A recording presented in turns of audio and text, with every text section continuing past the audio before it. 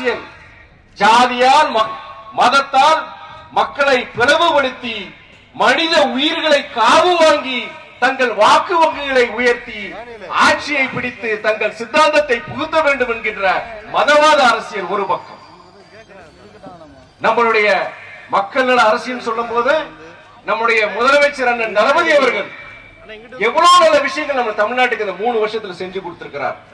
3 வருஷத்துக்கு முன்னாடி தேர்தல் பரப்புரையில் என்ன சொன்னாரு? ஏழை எளிய குடும்ப தலைவர்களுக்கு மாதம் 1000 ரூபாய் என்கிற வாக்குறுதியை கொடுத்தார். செய்ய மாட்டாங்க, செய்ய முடியாதுன்னு சொன்னாங்க. செய்ய முடியாது, செஞ்சு காமிச்சுக்கிறார் நம்முடைய முதலமைச்சர் அண்ணன் தளபதி அவர்கள்.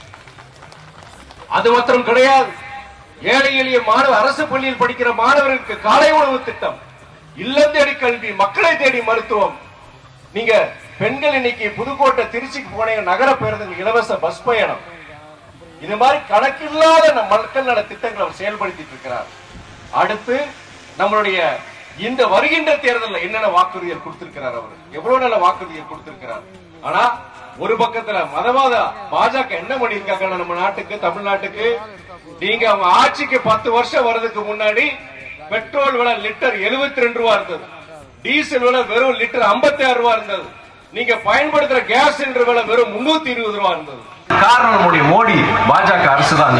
அப்படிப்பட்ட அரசு நீங்க அந்த அரசை நீங்க நீக்கினாதான், மோடியை வீட்டுக்கு அனுப்பினாதான் நம்மளுடைய ஒரு மாற்றம் வரும், தமிழ்நாட்டுக்கு உண்டான திட்டங்கள் வரும், நமக்கு ஒரு நீதி கிடைக்கும். நமக்கு பெட்ரோல் டீசல் விலை நம்முடைய முதலமைச்சர் அண்ணன் தளபதி என்ன சொல்லியிருக்கிறார்? இப்போ கேஸ் சிலிண்டர் விலை ஆட்சி மாற்றம் ஏற்பட்டால், இந்தியா கூட்டணி ஆட்சிக்கு வந்தால் கேஸ் சிலிண்டர் விலை 500 ரூபாய் சொல்லியிருக்கிறார்.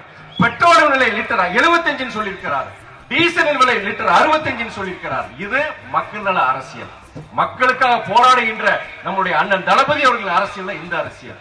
நீங்க அண்ணன் தளபதி அவர்கள் ஆதரவு பெற்ற சின்னம் தீப்பெட்டி சின்னம், நமது அண்ணன் திருமாவர்கள் ஆதரவு பெற்ற சின்னம் தீப்பெட்டி சின்னம், காங்கிரஸ் பொதுவுடைமை இயக்கங்கள் ஆதரவு பெற்ற சின்னம் தீப்பெட்டி சின்னம், தமிழ்நாட்டு வாழ்வாதார பிரச்சனைகளுக்காக 5.5 வருடம் சிறையில் இருந்த தலைவர் வைகோவின் ஆதரவு பெற்ற சின்னம் தீப்பெட்டி சின்னம்.